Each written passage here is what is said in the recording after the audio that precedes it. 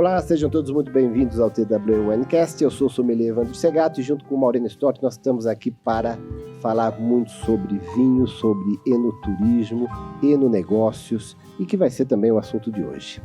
Nós estamos na adega do Castelo St. Andrews, em Gramado, que é a nossa sede. Aproveito sempre para convidar vocês para virem visitar o Castelo St. Andrews. Se vocês estiverem em Gramado, na região, vierem em Bento Gonçalves visitar as vinícolas, aproveite para vir aqui. É um lugar incrível. Todas as sextas-feiras nós fazemos um evento de degustação aqui dentro da adega. Não é só para os hóspedes, as pessoas de fora podem comprar o ingresso e também participar da degustação, assim como pode vir jantar aqui no Primrose, que é um restaurante super premiado do Castelo, pode vir aqui fazer a sua visita e participar de várias experiências, principalmente ligadas ao vinho que o Castelo proporciona. Então, vindo aqui para Gramado ou para a região, está aqui o convite para vocês fazerem uma das experiências no Castelo St. Andrews. E hoje nós temos uma convidada muito especial que o Maureen vai apresentar e que eu estou muito empolgado em ouvi-la falar. Tudo bem, Segato? Realmente nós temos hoje uma convidada com que eu já conheço também, tenho uma admiração bastante profunda, mas eu vou ter que ler aqui o currículo porque é bastante extenso. É a Tainá Zanetti. A Tainá é formada... Resumido, né? Senão acaba o programa e a gente está lendo o currículo ainda. A Tainá é formada em gastronomia, sommelier pelo ICIF-FISAR, mestre em agronegócios, doutora em desenvolvimento rural, autor do livro das panelas das nossas avós à alta gastronomia, professora do curso de turismo da UNB, Universidade Nacional de Brasília, idealizadora do Enotur Lab, e primeiro laboratório de pesquisa em enoturismo do Brasil, e filha de uma pessoa que eu gosto muito, que é o Hermes Zanetti, que inclusive o vinho brasileiro deve muito, que foi presidente da vinícola Aurora por muitos anos e é um professor, enfim. Bom, Tainá, nosso projeto, o Terroir Wine Experience, aqui dentro de um hotel do Castelo, ele vai sempre na linha do enonegócio, o vinho, evidentemente, e o enoturismo. E pelo teu trabalho de visitas técnicas em diferentes países, né, que logicamente tem relação com o vinho, eu queria que nos contasse hoje sobre essas experiências, países, vinícolas que mais te inspiraram dentro desse trabalho ou seguem inspirando. Perfeito, muito obrigada por me receberem, estou muito honrada, né, de estar aqui nessa adega maravilhosa com vocês, conversando um pouquinho sobre enoturismo, né, esse segmento do turismo tão inspirador, tão gostoso, né? E que, modéstia à parte, é uma delícia estudar e pesquisar. Eu sempre trabalhei com vinho de alguma forma, né? Como você bem citou, né? Filho de peixe, peixinho né? A uva não cai muito longe do pé. É verdade. Então, meu pai realmente é um nome, né? Do vinho nacional, não só por ter sido presidente da Vinícola Aurora, mas também autor né, da lei da uva e do vinho, fundador da Câmara Setorial da uva e do vinho, também do extinto Ibravin, né? Então, a gente tem aí uma história, né, dentro do vinho. Então, como boa imigrante, né, como boa descendente de imigrante italiano, meu bisavô trouxe uma das primeiras mudas de parreira para o Brasil, então tá no sangue, né? Não tem como. Então, desde que eu estudava gastronomia, sempre estudei vinhos junto, né? E quando eu comecei a enveredar, né, pro turismo, né, turismo gastronômico, acabei indo também pro enoturismo, né. No curso já tinha uma disciplina, né, dentro do curso de turismo, tinha uma disciplina de enoturismo.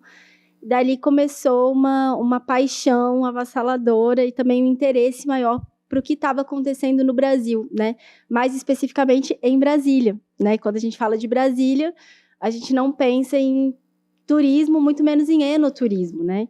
E, na verdade, o que a gente tem hoje é um cenário, né, com 15 vinícolas, né, que para uma cidade como Brasília é um número bastante expressivo, né? Então, eu e o professor Rafael Lavrador começamos a estudar o cenário de Brasília e começamos a ver que tinha um potencial gigante para a construção desse cenário ali e entender o que estava acontecendo no Brasil e no mundo, né, para trazer para Brasília. Então, nós submetemos um projeto para a Fundação de Amparo à Pesquisa do Distrito Federal, a FAPDF, fomos contemplados, e a nossa metodologia é justamente fazer visitas técnicas, né, em locais que são destacados pelo enoturismo e catalogar essas experiências e trazer essas experiências para Brasília, né, para que Brasília possa incorporar aí nesse novo cenário. Então, é muito interessante, porque a gente já teve oportunidade de ver coisas, assim, incríveis, né? Por exemplo, parte da nossa metodologia é ir em lugares tradicionais, conhecidos tradicionalmente por enoturismo, como Espanha, Itália, mas também para lugares que não são conhecidos como pelo enoturismo, como, por exemplo, Marrocos, né? Então, é muito interessante a gente perceber que as pessoas vão para esses lugares como Marrocos, né, fazer outros tipos de turismo, e acaba que o enoturismo, ele entra, né, dentro desse roteiro como algo complementar ou exótico, né, e as pessoas acabam se encantando. Então, é muito, muito legal ver que isso no Brasil está sendo cada vez mais incorporado, né? Então, por exemplo, as pessoas que vêm para Gramado, que a gente tem um fluxo enorme de turistas em Gramado, elas acabam também organizando um dia mais para ir ou no Vale dos Vinhedos, ou em Flores da Cunha, né? Elas querem vivenciar, né, esse turismo de vinho. Ou aqui mesmo, né, no Castelo, né, elas conseguem fazer um enoturismo, mesmo que não seja dentro de uma vinícola, né? Então, essa também é uma das tendências do enoturismo, né? A gente conseguir vivenciar as experiências do vinho, não necessariamente tendo que ir num lugar tradicionalmente conhecido por vinho. Então, essa é uma experiência interessante. Vocês fazem isso muito bem todas as sextas-feiras aqui, né? Não só sexta, a gente tem várias experiências de vinhos aqui, que esse é o meu negócio, expandir essas experiências aqui no Castelo. Então, nós temos um mirante de frente para o Vale do Quilombo, que é incrível, tem um visual maravilhoso. Então, nós preparamos uma mesa lá com uma degustação de vinhos. Então, nós temos vários espaços dentro do Castelo e nós fazemos degustações de vinhos. Às sextas-feiras é a maior, que é aqui na adega, e todos os dias, almoço e janta, nós temos menu que mudam todos os dias, 2 vezes por dia, né? No almoço e na janta, menu harmonizado com pelo menos 4, 5 taças de vinho. Então, o vinho é algo que está muito presente aqui no Castelo. Eu acho que hoje o Castelo St. Andrews ele passou a ser uma referência em termos de vinho, e nós queremos manter isso com bastante qualidade. Isso é o que nós queremos fazer. Mas só complementando agora o que você estava falando, o enoturismo está crescendo no Brasil todo, assim, de forma avassaladora, até em Brasília, né? Até em Brasília. No Pantanal, na Amazônia. Pois né? é. Agora, o Sudeste, você já teve a oportunidade de ir no Sudeste, ver o enoturismo lá, e lá o crescimento está de forma bastante acelerada, né? Sim, é impressionante, na verdade, né? Porque, na verdade, o que está acontecendo agora no turismo, na verdade, no investimento no setor de vinhos para cima, né? Para cima ali, Sudeste, Centro-Oeste, né? A gente está tendo grandes empresários do agro, né? Que já têm suas empresas, né, do agronegócio muito consolidadas, com faturamento, né, muito expressivo, e eles estão investindo muito pesado no setor de vinhos por paixão. E é impressionante, porque a gente tem um movimento contrário aqui no Rio Grande do Sul, né? A gente tem histórias, né? Qual que é a história comum, né? São famílias que com muita dificuldade conseguiram construir seus negócios, que agora estão negócios grandes, bem consolidados, né? E muito prósperos, que bom.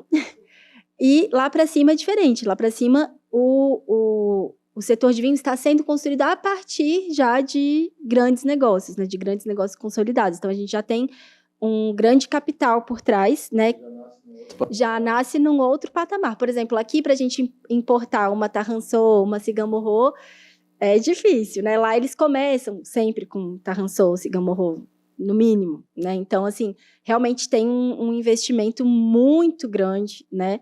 Tanto na questão da vinícola, né? Na parte da produção, quanto também na parte do enoturismo, né? E esse é um fenômeno interessante, que, na verdade, no Sudeste, no Centro-Oeste, no Pantanal agora e na Amazônia, né? Que são que eu chamo as novas fronteiras do vinho brasileiro, a gente percebe que o enoturismo nasce antes do vinho, né? A gente planta ali as primeiras parreiras, né? Mas já sai explorando. E já sai explorando o enoturismo. Por quê? Porque a gente tem uma demanda reprimida gigante que às vezes só quer dar uma escapada da cidade, mas voltar para sua casa no mesmo dia, e quer ter a oportunidade de andar pelas parreiras, degustar um bom vinho, fazer um almoço harmonizado. E o que a gente tem percebido, principalmente em Brasília, é um movimento de união dos produtores de vinho de inverno, né? Então, como eu não tenho, por exemplo, eu não tenho meus próprios vinhos da minha vinícola no Cerrado, mas eu tenho toda uma carta gigante de vinhos brasileiros de inverno que eu posso servir aqui no meu almoço para complementar o único vinho que eu tenho, ou os 2 únicos vinhos que eu tenho. Então, é muito interessante ver essa união, sabe? Que aqui a gente não vê tanto, né? Uma vinícola servindo o vinho da outra, e lá para cima é muito comum, né? A gente vê que eles têm essa cooperação, até porque o negócio do vinho exige paciência e muito tempo, né? E a gente vê, então, que eles têm se unido para vencer essa barreira do tempo, né? E eu acho isso muito, muito interessante, né? Então, esse para mim é a maior característica, assim, que o enoturismo, ele nasce antes do próprio vinho. Então... Pela tua formação, né? Como é que é essa leitura, esse casamento da gastronomia com o vinho? Isso é uma situação de origem italiana, de origem francesa, ou isso é uma característica do enoturismo no mundo? Excelente pergunta, né? Eu acho que onde nasceu, né? Meio que nem o ovo e a galinha, assim. Eu acho que ela nasce desse prazer genuíno de harmonizar vinho e comida, né? Com certeza, né? Com certeza, nasce na Europa, né? Nasce na Europa, mas ela se desenvolve na França, né? E na Itália, mas ela ganha muita força, assim, nos últimos anos, na verdade, né? Porque a gente tem o enoturismo nascendo apenas como um turismo de quem saía das grandes capitais, né, dos grandes centros urbanos, para conhecer vinícolas e apenas degustar vinhos. E a gente tem agora um movimento muito grande, né, desse enoturismo se desmembrar, né, em diversas categorias, o que é muito interessante. Uma delas, a harmonização, né? Então, a gente vê, inclusive, tem alguns autores, né, eu puxando aqui pro academiquismo, desculpa, mas tem alguns autores que vão nos falar que a gente não tem mais que chamar de enoturismo, né? Que a gente tem que chamar de turismo enogastronômico, porque essa relação ficou tão fundamental que as pessoas que vão buscar os vinhos locais, elas necessariamente também querem provar as comidas locais e entender como esse vinho e essa gastronomia local se casam, né? Eu acho tão bonito. Em espanhol a gente chama a harmonização de maridaje, né, que é um casamento, né, e realmente é um casamento muito bonito, muito, muito apaixonante, né, quando a gente consegue fazer uma boa harmonização dos vinhos locais com o terroir local, com as comidas locais, né, e eu acho que nesse ponto o Brasil, ele tem também sido muito inteligente, né, especialmente nessas novas regiões, né, a gente tem visto muito uso de frutos nativos, né, incorporando técnicas contemporâneas, né, técnicas internacionais e técnicas brasileiras também, com os vinhos locais. Então, isso é muito interessante, porque a gente realmente consegue degustar o terroir, né, degustar aquelas técnicas, aqueles ingredientes locais com os vinhos locais. Então, eu acho que é um caminho sem volta, na verdade. Quando começou a falar no Pantanal, já comecei a imaginar um vinho, um peixe todo especial. A gente aqui já fala da carne, tem cada terroir vai trabalhando a seu modo, né? Com certeza. E essa é a grandeza do vinho, poder harmonizar longo, né, de jacaré com um bom vinho branco, né? Maravilhoso. A harmonização, como você fala, é uma arte, né? Você conseguir fazer com que o vinho enalteça aquelas características da comida e vice-versa, né? Então, você está falando aqui, eu já estou pensando na janta. E sabe que uma característica interessante dos tintos brasileiros, principalmente, né? Os nossos tintos, eles são muito, muito complexos, às vezes muito duros, né? Eles são extremamente gastronômicos, né? E a gente explora pouco isso, né? A gente tem que explorar mais isso, porque às vezes as pessoas falam, o Brasil não faz vinho tinto bom. Ou, é difícil encontrar um vinho tinto bom no Brasil. Mas às vezes fala, você está bebendo errado. Você tem que estar, né? Totalmente equivocado uma afirmação dessa muito hoje, equivocado, né? E assim, mas eu vejo que tem um problema sério de harmonização mesmo. Às vezes a gente ainda vê, né, as pessoas, às vezes, harmonizando um vinho tinto com uma coisa extremamente ácida, que não vai combinar com, né, com uma coisa cítrica. E eu falo, não, você está bebendo errado. Então, come com isso aqui para ver se não vai mudar. Ah, nossa, agora sim. Então, eu acho que também, quando a gente está trabalhando com enoturismo, é interessante porque o enoturismo ele acaba também sendo uma ferramenta de educação, né, para você ensinar a harmonização também, né? Ensinar como entender os vinhos brasileiros, né?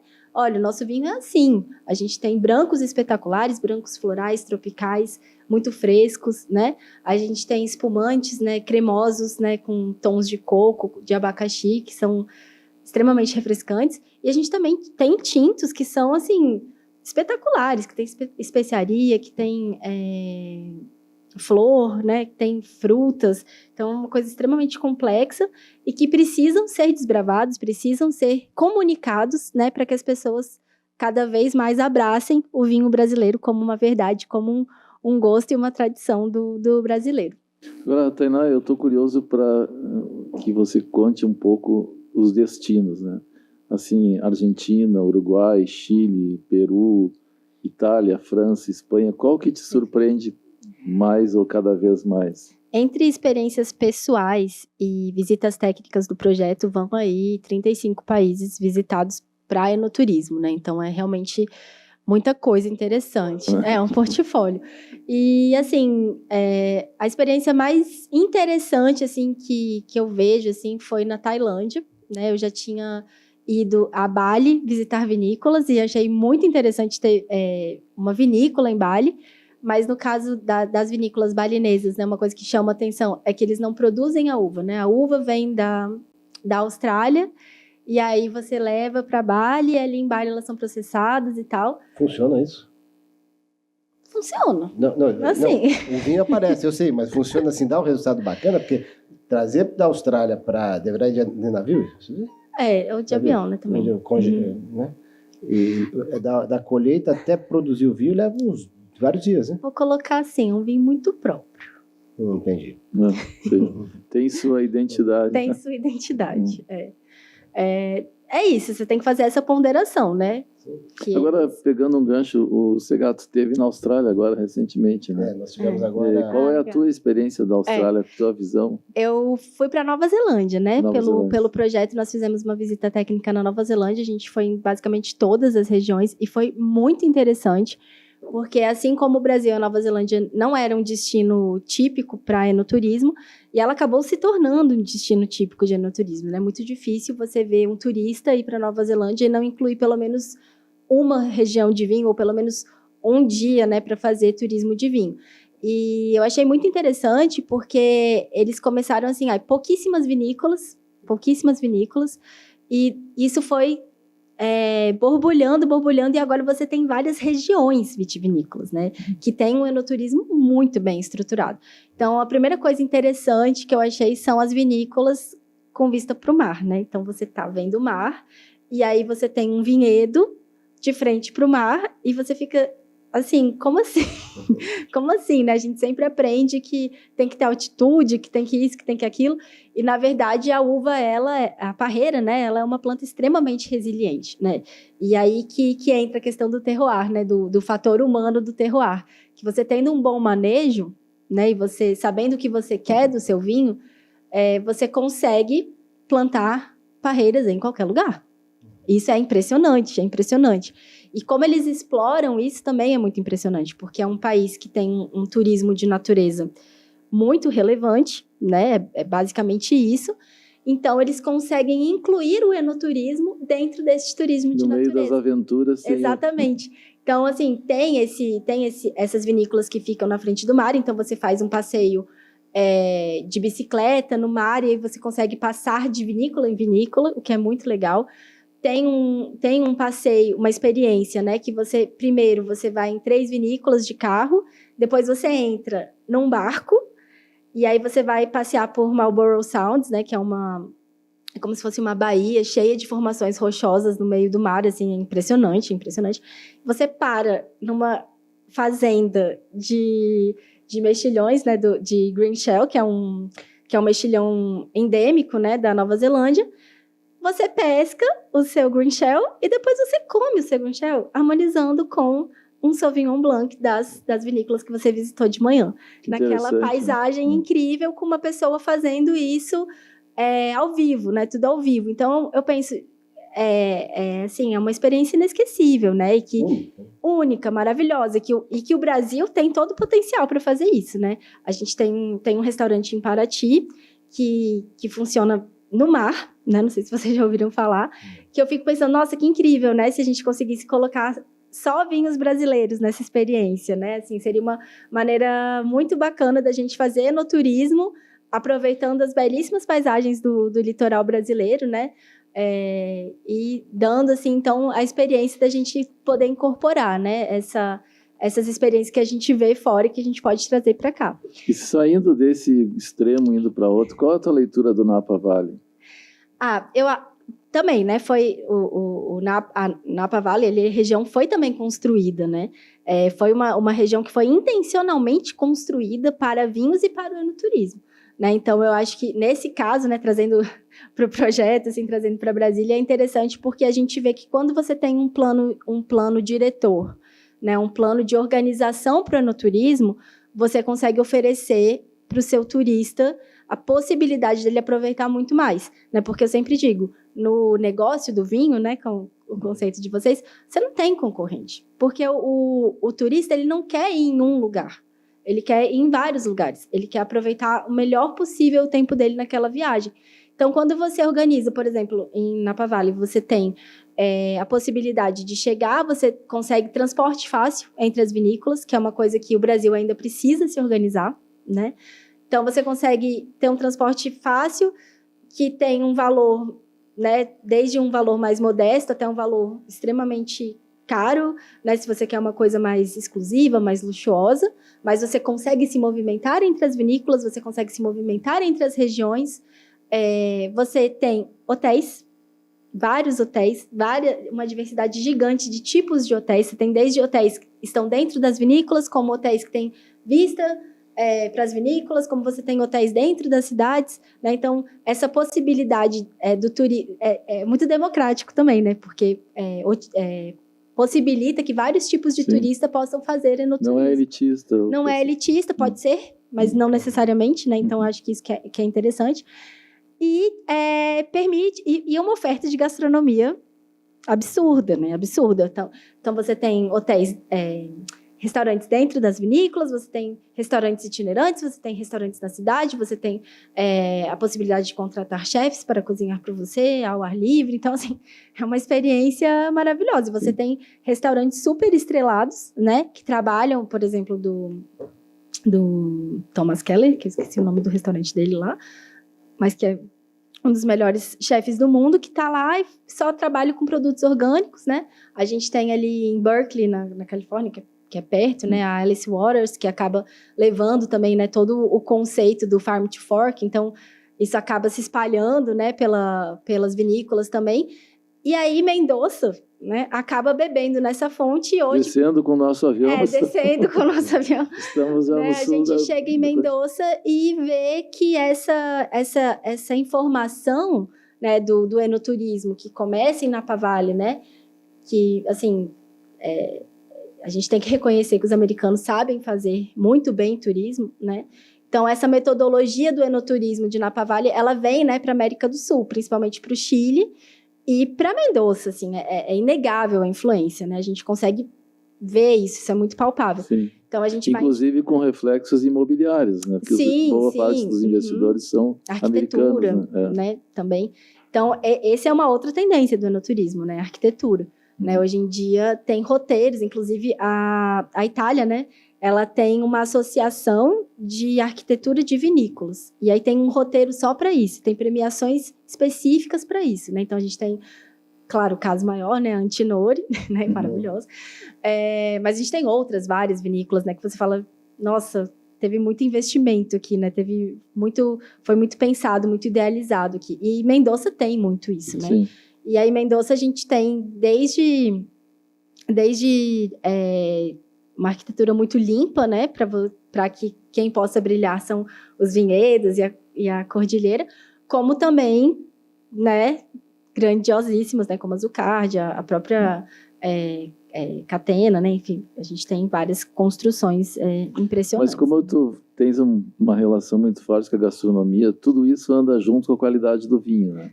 Sim, não tem como você ter uma boa harmonização se você tem um vinho ruim, né? Tem gente que fala, nenhum vinho é ruim, né? Tá, cada vinho tem a sua história, mas o que a gente tem que entender tem vinhos que têm mais investimento, né? Tem vinhos que têm menos investimento. É um vinho bom, um vinho ruim? Não, que nem não existe que a baixa gastronomia, né? Gastronomia normal é uma gastronomia ruim, a alta gastronomia é uma gastronomia boa, não é isso. O que a gente tem que entender é que, por exemplo, na alta gastronomia, nós temos uma operação muito cara, né? A gente tem anos de estudo, a gente tem uma equipe altamente preparada, nós temos excelência na escolha dos ingredientes. Eu não estou falando que isso significa que eu vou comprar ingredientes caros, né?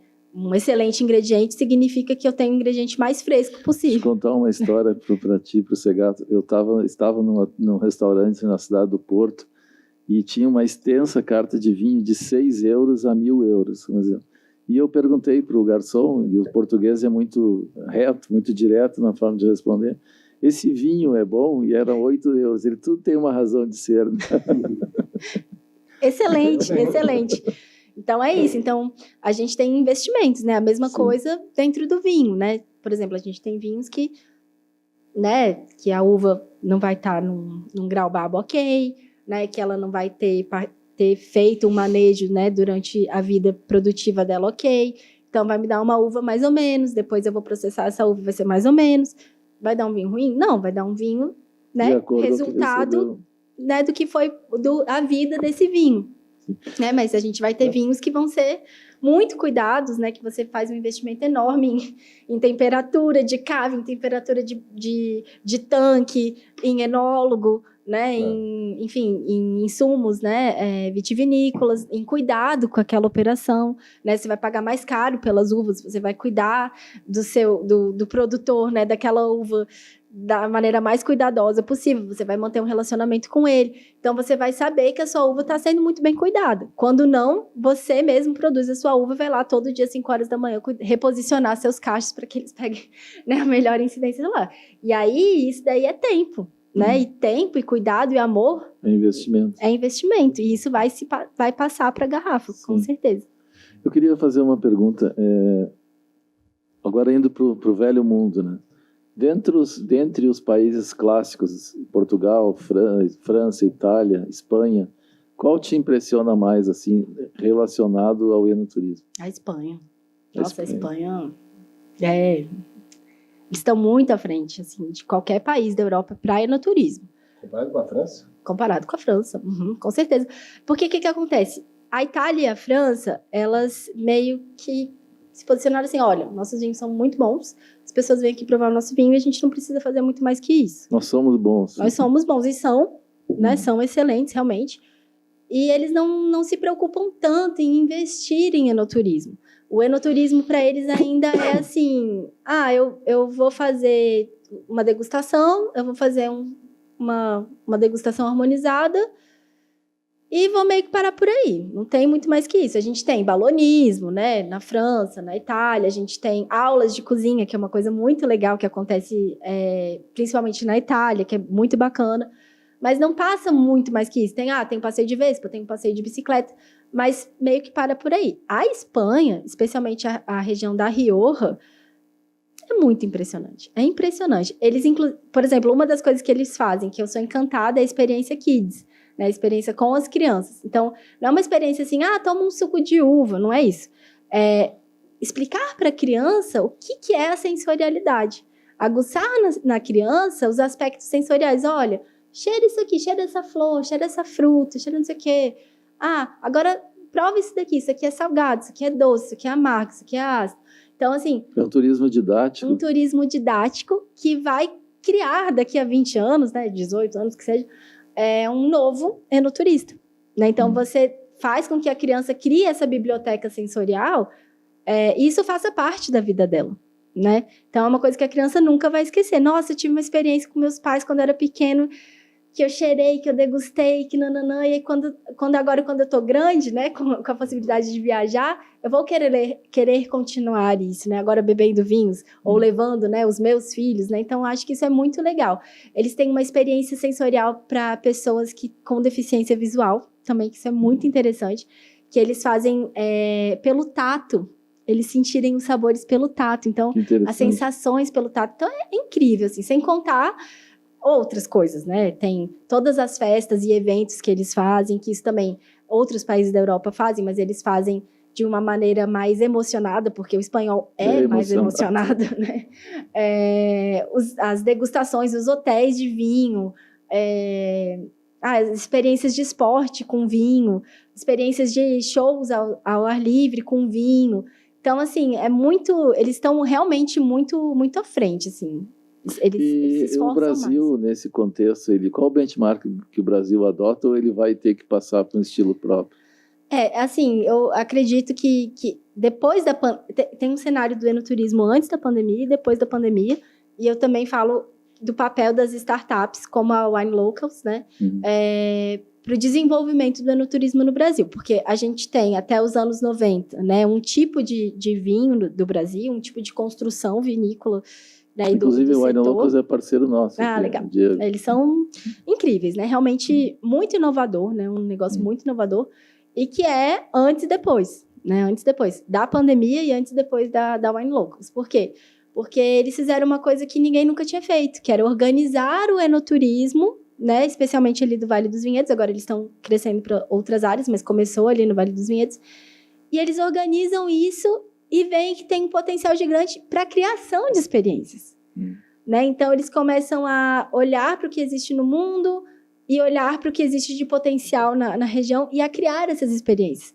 E aí, você vê que as próprias vinícolas, que às vezes nunca tinham pensado nisso, né, começam a ver que, nossa, mas eu posso fazer isso. E né? uma das experiências é aqui no Castelo. Viu? Várias experiências. Que legal. Feito aqui, jantar harmonizado, várias coisas. E coisas inovadoras, né? Por exemplo, vai desde um piquenique, tá? Que um piquenique é uma coisa mais comum, que a gente vê no mundo todo e tal. Mas também a gente vê, poxa, degustação com macarrons. Um passeio de cavalo, né? Isso daí a gente vê muito em Mendoza, né? Passeio de cavalo pelos vinhedos e terminar com uma degustação, né? Fazer um piquenique no meio dos girassóis, né? Então tem a pisa da uva, né? A pisa da uva, que é uma coisa que é maravilhosa, né? Que todas as vinícolas têm potencial para fazer, porque sempre tem um excedente de uva, né?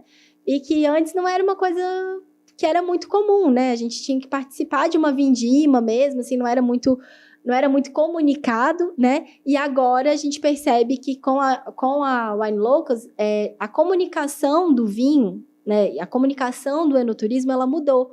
Ela agora chega nas pessoas, né? E as pessoas, elas conseguem, então, nossa, que legal, tem isso, eu vou me organizar para ir. Né? Então, essa comunicação do enoturismo também, ela é essencial para que a gente consiga construir o Brasil como um destino enoturístico, né? Então, parabéns pelo trabalho, pessoal, porque realmente é impressionante, assim, a catalogação, a criação e a disseminação de informação, né? Fazer chegar no cliente é fundamental, né? E, assim, é uma coisa única no mundo, né? Tipo, a gente está pesquisando já, né? Já está com o projeto há quase 2 anos e a gente não viu outro tipo de organização, outra startup parecida, né? Que organiza um país inteiro, vai lá, né? Com experiências. Então, é realmente muito impressionante, né?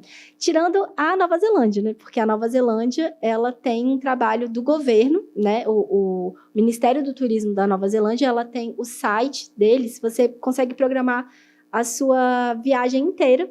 Só pelo site você consegue comprar tudo. Voos, comprar experiências, comprar transporte, tudo, absolutamente tudo você faz pelo site deles, qualquer tipo de turismo.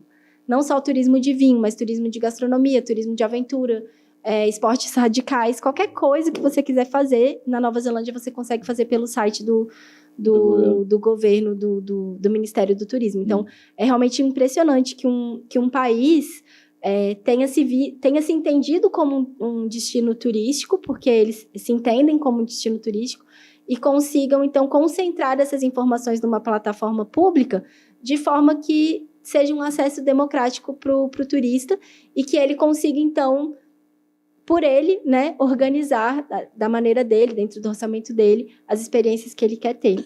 Eu queria, só para falar do vinho da Nova Zelândia, sem contar que estão produzindo um dos melhores vinhos do mundo ali, né?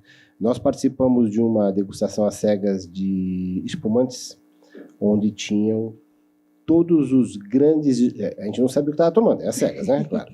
Então, nós recebemos lá, mas nós sabíamos que lá, nessa degustação, ia ter os tops espumantes do planeta. A gente sabia. E começamos, eu tenho minhas preferências, claro, quando eu sei o rótulo, e começamos a tomar. E quem ganhou, em cima dos maiores champanhes, foi um espumante da Nova Zelândia, que eu nunca tinha ouvido falar. E ali, quando eu vi aquele resultado, já faz alguns anos, mas foi na ABS em São Paulo, eu falei, opa, precisamos ver com mais carinho esse país aí. Realmente eles têm demonstrado, o Sauvignon Blanc que você falou agora, né, de Marlborough. Nunca vou superar o Sauvignon Blanc neozelandês, não tem como, é maravilhoso. Para mim, o que fica mais é o jalapeño, que ninguém consegue ter, assim, num Sauvignon Blanc, né? Porque a gente vê muito Sauvignon Blanc muito carregado de broto de tomate, maracujá, e lá eles têm o jalapeño, assim, eu fiquei muito impressionada. Falei, nossa, isso aqui é inigualável, né? Não tem igual, e é muito do terroir deles e do manejo deles também, né? Porque o Sauvignon Blanc a gente sabe que é uma uva muito complicada, né? Ela é muito sentimental, então você tem que trabalhar ali o sol, o manejo, as folhas, né? Pedir pelo amor de Deus para ela não mofar. Eu queria te fazer uma abordagem pelo lado de Portugal.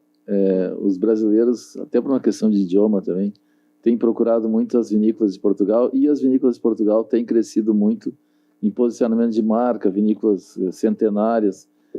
Portugal se assemelha, o Brasil se assemelha um pouco o que quer fazer, o que já fez Portugal, o que está fazendo, ou o Brasil está numa outra batida? Eu acho que Portugal vai para um enoturismo mais clássico também, né? Eu acho meio francês, assim, né? Meio francês, mas no estilo deles, né? Porque sim, Portugal também, né? Por ser um destino que se entendeu como turismo, né? Eles entenderam que eles são turistas, né? É um destino turístico. Então, eles entenderam qual que é a metodologia fundamental para você fazer um bom turismo. Então, assim, eles têm hotéis de vinho excelente, né? Então, sol todo ano. Sol todo ano. Uma gastronomia rica, né? Acessível. Não é um país que é caro, né? Então, isso também ajuda, né? Muito o fluxo, né? De turismo. Seguro. E eles entenderam que o luxo é aquilo que não pisca nem brilha. Né? Então, eles têm uma simplicidade, uma rusticidade. Legal esse conceito. Mas, ao mesmo tempo... Isso a Vanja fala muito, né? A arquiteta, que o luxo é aquilo que não pisca nem brilha. Mas que ela fala que você toca é cristal. Que você toca é linho, é seda. Então, eles entenderam isso. Então, não tem nada assim, cheio de LED, cheio de construções gigantes, né? Eles entenderam que não, o que a gente é bom? A gente é bom com pedra. O luxo é ser simples. O luxo é ser simples. Assim, o luxo do simples, né? A exclusividade do simples, né? E eu acho que no Brasil a gente tende a pecar um pouco por querer ostentar, né? Muito, assim, fazer grandes construções, ou grandes eventos, ou grandes coisas, assim, né? Muito, muito caro, né? Que fica assim, gastei 5 mil reais, né? Uma coisa assim. E eles não, eles vão por outro caminho, né? Eles vão pelo caminho da simplicidade. Não que seja barato, não é isso, mas eles vão muito pelo caminho da simplicidade. E também eles entenderam que eles têm que ser incorporados à natureza, né? Então, por exemplo, a gente vê vários hotéis de vinho em Portugal que eles existem ali, mas eles passam quase que despercebidos, assim. Então, você tá na piscina, né, de borda infinita do hotel, vendo as paisagens maravilhosas, mas o hotel, ele basicamente não aparece, né? Então, a gente vê isso com as vinícolas, né? Ele não é o protagonista é o landscape. Exatamente. E eu acho que isso, Brasil, a gente precisa aprender. Então, eu vejo turismos completamente diferentes, até porque eu acho que o Brasil é um grande expoente do enoturismo, porque nós somos muito criativos. Então, a gente tem muitas possibilidades. Por exemplo, o turismo, o cinema ao ar livre com espumante liberado, né? Um um DJ que está tocando no meio das parreiras, sabe? Isso não tem em outros lugares, né? A gente é realmente muito criativo, o Brasil é muito criativo. Portugal não, Portugal já vai para essa linha mais clássica, de excelentes hotéis, excelente gastronomia, excelente harmonização e vinhos que, né, que são assim, que passam, né? Assim, você fica feliz, que, né, chegam lá na alma. E eu acho que o Brasil, ele tem esse ponto positivo, né, de ser muito criativo, que funciona muito para o turista brasileiro, né, para o turista brasileiro, que gosta de ter experiências. Não sei até que ponto isso funciona, por exemplo, para um francês, né, que você vai falar, olha, você vai degustar um vinho, sei lá, em cima de um helicóptero, não sei. Isso vai funcionar para um turista francês. Por quê? Porque o francês, ele tem, né, o francês não divide nem croissant, né, ele acha um absurdo, né, que dirá fazer uma coisa muito mirabolante, porque eles têm muito respeito pelo vinho. E isso é uma coisa, assim, que me deixou muito... que eu aprendi muito, porque eu em certo momento, eu entrei numa discussão com um sommelier italiano, porque eu estava justamente falando isso, mas vocês têm pouca experiência no turístico, como se fosse uma coisa ruim, né? E ele falou, não, a gente tem respeito pelo vinho, nosso vinho é muito bom, então a gente quer que vocês prestem atenção no vinho. E aí eu falei... Ele falou, não preciso desviar a atenção, entendeu? Do meu vinho. Né? Se meu vinho é excelente, eu quero que você sente e preste atenção no que você está tomando. É isso. E aí foi isso que eu falei. Eu falei, não, realmente, eu concordo com você.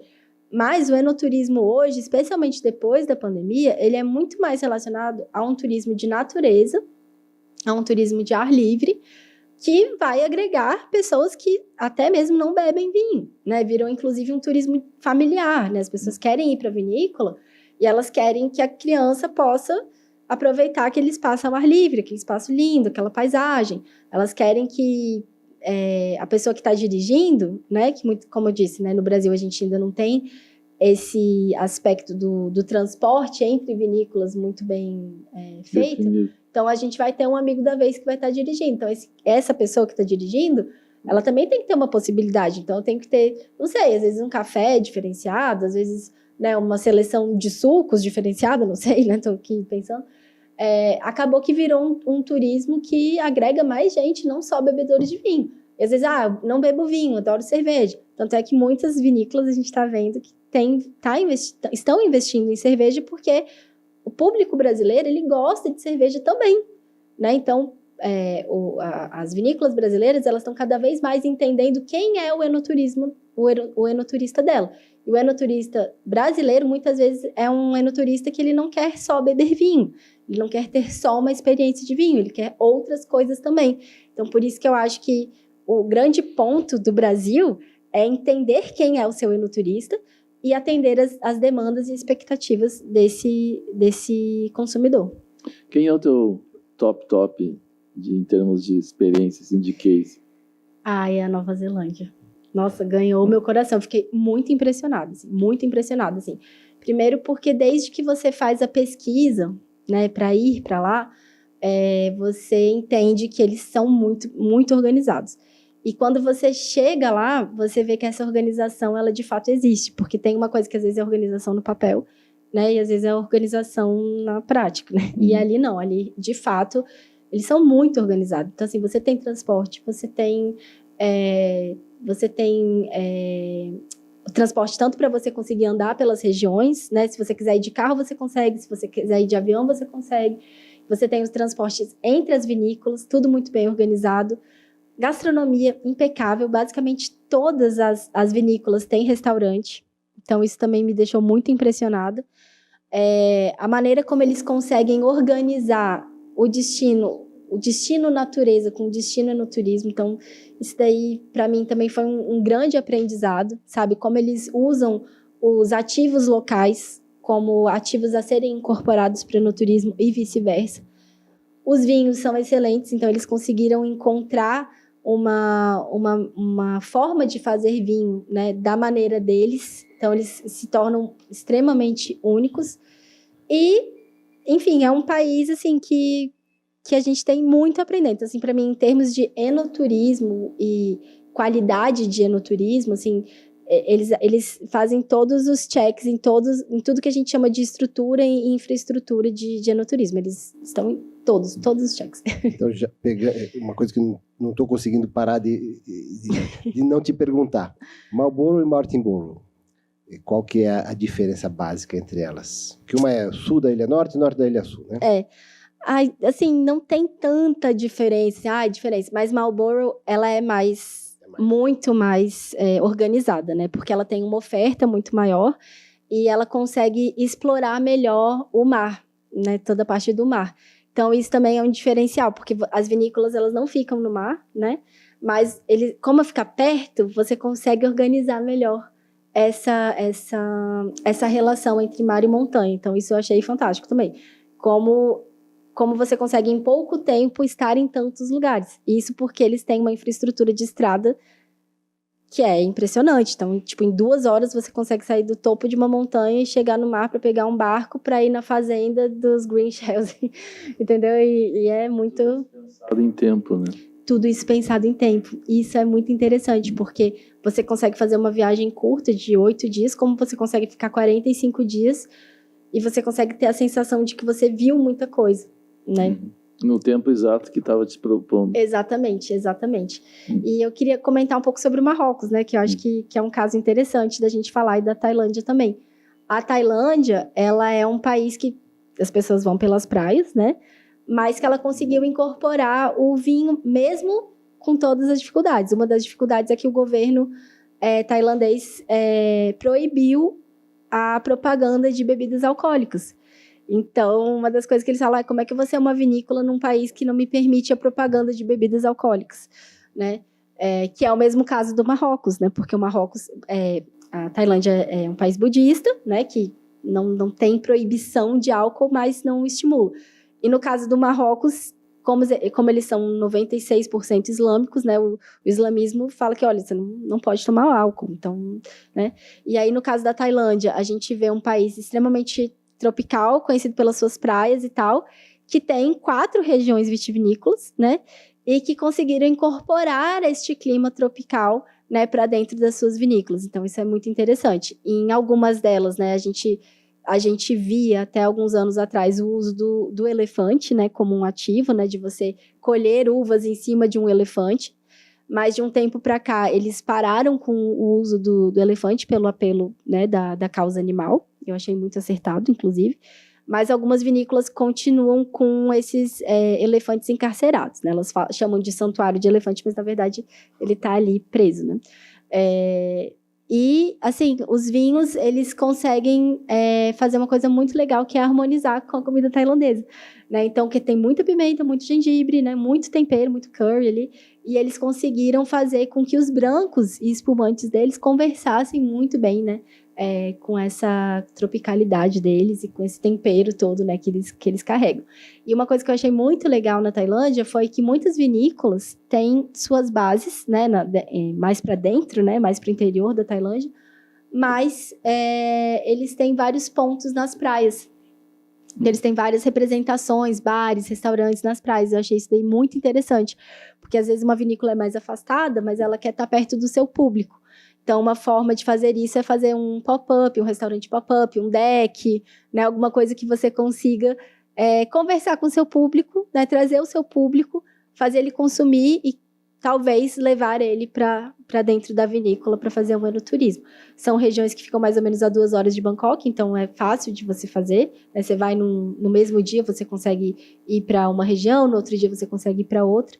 Então, é interessante. E também o trânsito, né? Eles conseguiram organizar de uma maneira que é fácil você chegar, apesar de um pouco longe. Tainá, eu acho que a gente tem que agradecer primeiro ao UNB. Sim. Por ter proporcionado essa atividade. E a FAPDEF também. E também agradecer ao teu tempo, né? Foi muito legal. Não, foi incrível. É uma viagem aqui, vai para o norte, vai para o sul, vai para o centro. Eu queria falar mais, tem tanta coisa para falar. Nós queremos ouvir também. Eu volto. A gente pode marcar outra, porque realmente é um conteúdo para quem gosta de vinho, para quem gosta de turismo, para quem quer aprender. Essa conversa foi uma aula incrível. Eu já só vou ver agora como é que está a viagem para Nova Zelândia, porque você já me convenceu.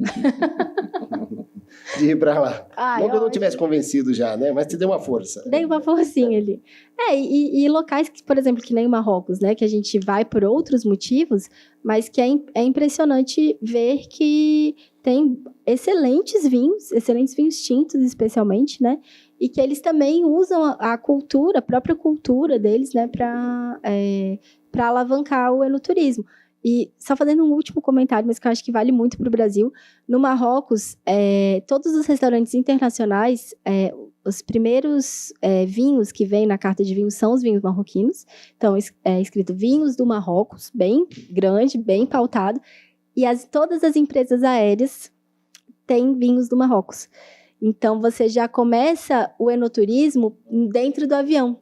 E isso é uma coisa que eu bato muito nesse ponto, né? A gente tem o voo para Caxias, né? Vários voos para Caxias, que geralmente é um público que desce em Caxias, mas desce mais ou para o Vale dos Vinhedos ou para Gramado, né? E eu sempre falo, nossa, gente, a gente precisa, né, que o setor se organize para que a gente tenha uma comunicação muito forte nesses voos, né? E pode ser de uma maneira de degustação, né, sendo servido vinhos brasileiros nos voos, né, para que a pessoa já comece a entender que aquela região é uma região vitivinícola, né, e que ela pode começar, então, o turismo dela, né, pode direcionar o turismo dela também para o enoturismo. Agradecer mais uma vez a presença de você, a sua presença e já está convidada para voltar, para a gente falar mais, porque tem realmente muito assunto. Ficou faltando muito. Não, e falou mais sobre esses países que ela comentou também, já deu para perceber aqui que a gente tinha muito assunto, mas a gente vai marcar sim, com certeza. Tá. Obrigado pela presença também. Obrigada a vocês e sucesso para o podcast, e estou aqui para a gente sempre conversar. Obrigada. Nos sigam no @enoturlab para ter mais informações sobre esse projeto incrível, né, financiado pela FAPDEF, com apoio da UNB e do Instituto Federal de Brasília. Eu vou colocar aqui na descrição todas essas informações, esse @ para quem não anotou. E curtam o nosso podcast, se inscrevam no canal, comentem e saúde. Obrigado, viu? Vou fazer um brinde aqui para...